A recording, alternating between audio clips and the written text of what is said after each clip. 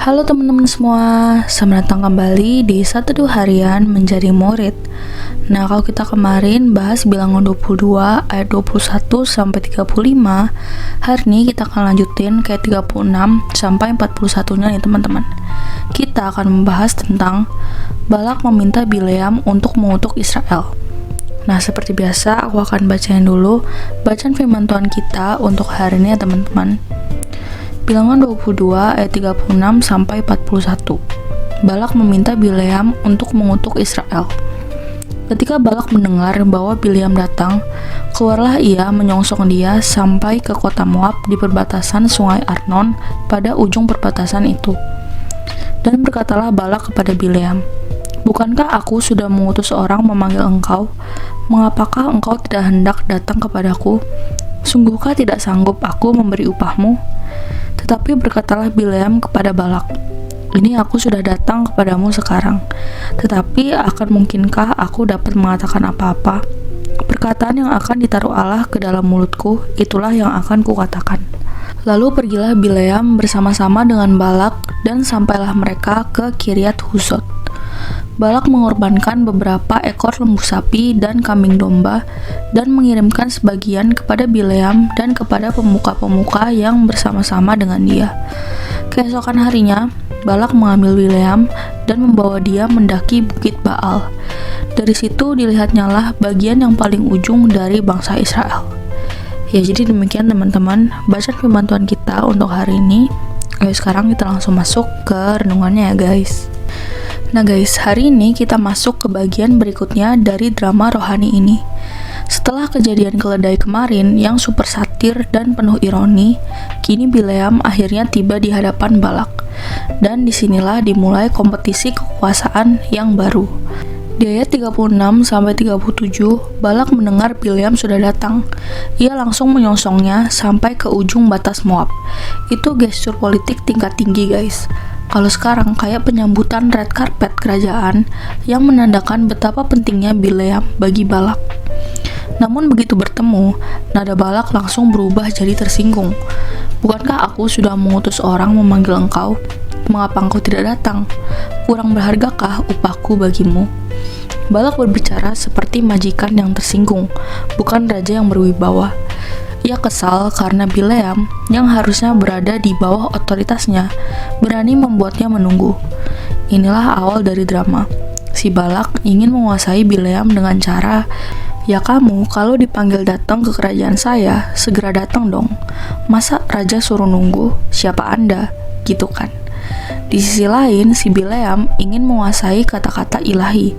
Maksudnya, dia maunya ya nubuatannya yang baik-baik untuk Balak, kayak mengutuk Israel dan memberkati Balak. Tapi ujung-ujungnya hanya Allah yang berkuasa atas semua keadaan tersebut. Di 38, Bileam menjawab dengan kalimat super rohani. "Perkataan yang akan ditaruh Allah ke dalam mulutku, itulah yang akan kukatakan."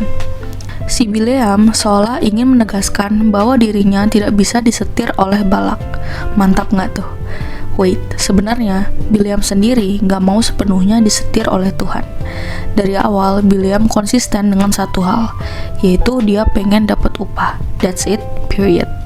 Seharusnya Balak langsung sadar kalau dia hanya bisa bicara apa yang Tuhan masukkan ke dalam mulutnya, berarti tidak ada jaminan kutukan. Tapi hati yang terobsesi untuk mengalahkan Israel tidak peduli dengan fakta itu. Dipikir-pikir nekat juga ya si Bileam. Di 39 sampai 40, Bileam ikut Balak ke Kiryat Huzot dan menerima persembahan korban hewan.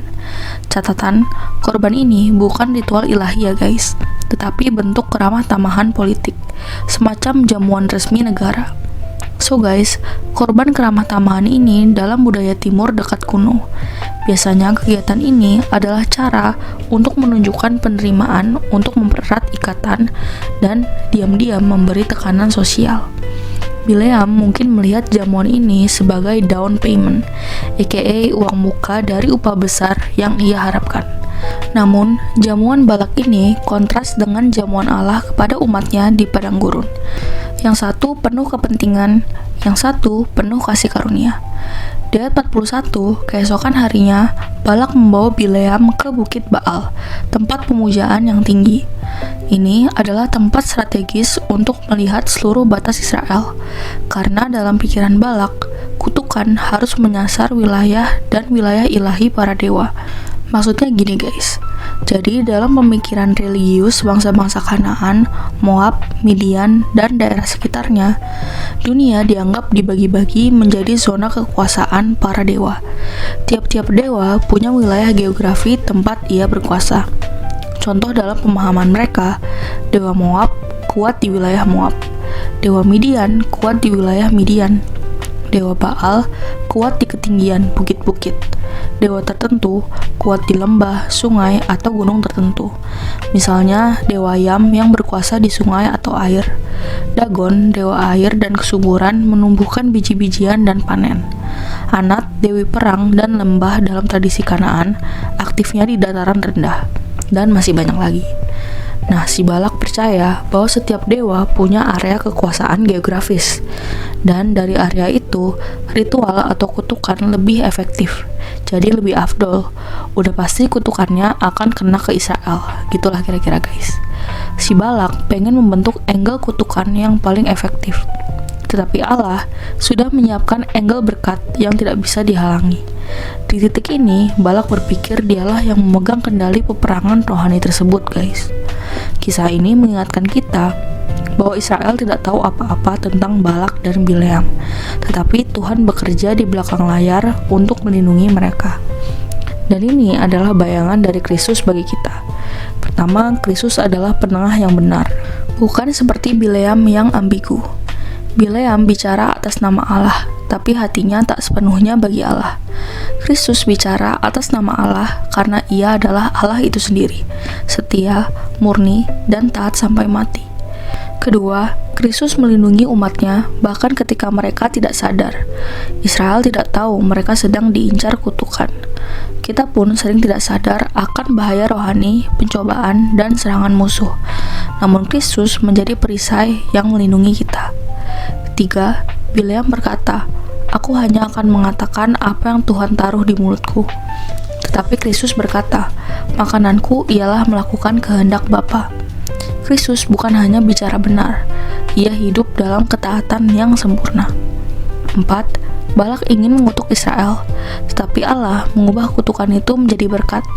Itulah Injil, kutuk dosa yang seharusnya menghancurkan kita, dibalik oleh Kristus menjadi berkat keselamatan. Yesus hanya mengucapkan firman Bapa, dan melaluinya berkat Allah menjadi milik kita selamanya. Ya, jadi demikian teman-teman renungan kita untuk hari ini. Sekarang aku mau ajak kalian untuk merefleksikan nih guys. Nah guys, bagian ini tuh kayak behind the scene, adegan yang Israel sama sekali tidak tahu, tapi menentukan masa depan mereka. Mereka hanya berjalan, makan mana, berkemah, dan melanjutkan hidup. Mereka tidak menyadari bahwa di sebuah bukit tinggi, seorang raja sedang merencanakan kutukan atas mereka. Tapi Tuhan sudah ada di sana. Ia sudah bekerja, ia sudah menghadang, ia sudah memegang kontrol. Dan demikianlah cara Tuhan bekerja juga dalam hidup kita. Kita menjalani rutinitas, bangun tidur, kerja, kuliah, pelayanan, pulang, tidur. Kayak rutin banget, mekanis, kadang merasa hambar, nothing special. Namun seperti perikop hari ini, tanpa kita menyadarinya, Tuhan turut bekerja mendatangkan kebaikan. Tuhan sedang menghadang bahaya tertentu. Tuhan sedang membalik niat jahat seseorang. Tuhan sedang mematahkan rencana kutuk dari musuh. Tuhan sedang membuka jalan yang tidak kita lihat. Tuhan sedang memastikan kita sampai ke tujuan yang Ia tetapkan. Karena itu, tetaplah melekat pada Tuhan. Seperti Israel yang bahkan tanpa sadar sedang dijagai, kita pun ada dalam pelukan kemurahan-Nya. Jangan lupa melekat terus pada Tuhan yang menjaga kita siang dan malam tanpa kita sadari, non-stop lagi. Caranya, ya sate santuy yang menjadi salah satu cara untuk terus melekat padanya. Yuk bisa yuk teman-teman. Nah lalu, pertanyaan reflektif untuk hari ini ada 3 nih guys. Yang pertama, apa yang teks ini ajarkan tentang cara Allah bekerja di balik layar? Lalu yang kedua, bagaimana kamu melihat Allah turut bekerja dalam detail hidupmu akhir-akhir ini? Dan yang ketiga, Di area mana kamu perlu belajar percaya bahwa Allah bekerja meskipun kamu tidak melihatnya sekarang? Seperti biasa, teman-teman boleh jawab sendiri, atau kalau mau komen di bawah jawaban kalian juga boleh banget guys. Ya, jadi segitu aja satu kita untuk hari ini. Sekarang aku mau pimpin kita dalam doa penutup ya teman-teman. Teman-teman, mari kita berdoa. Tuhan, bukakan mataku untuk melihat bahwa Dikau bekerja bahkan ketika aku tidak menyadarinya. Tolong aku untuk percaya bahwa Dikau membalikan rencana jahat menjadi kebaikan, bahwa Dikau memegang kendali penuh atas hidupku. Ajar aku melekat padamu setiap hari. Dalam nama Yesus, Sang Berkat Kekal, aku berdoa. Amin. Tetap semangat guys, Tuhan Yesus beserta kita. Thank you for watching and see you in the next video. Bye-bye.